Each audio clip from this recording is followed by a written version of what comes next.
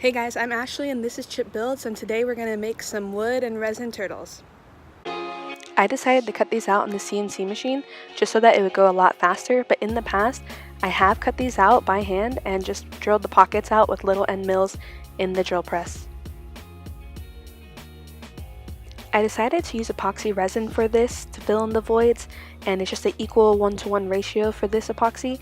I did this because in the past I used little stones that I would crush up and sand down, and it took forever, so this was just an easier / less messy solution to fill these pockets.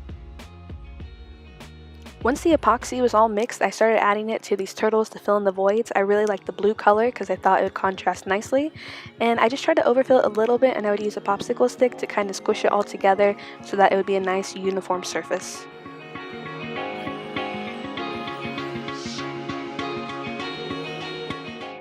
Once the surfaces were filled, I used a little torch to pop any bubbles that were on the surface.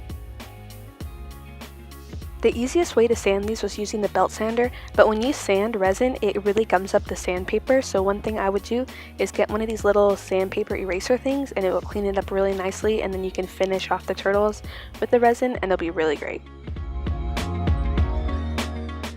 Once I got the epoxy all flushed, I decided to finish this off with some hand sanding. I used 120 grit, and then I would switch between the sandpaper and these little mini files to really clean up these turtles.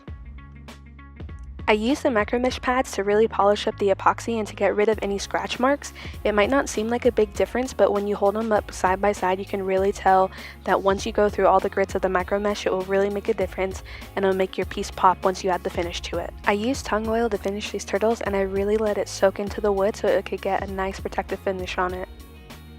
Now these make really great gifts, or they're really great to sell at craft shows, so if you enjoyed this video, please consider subscribing to my channel.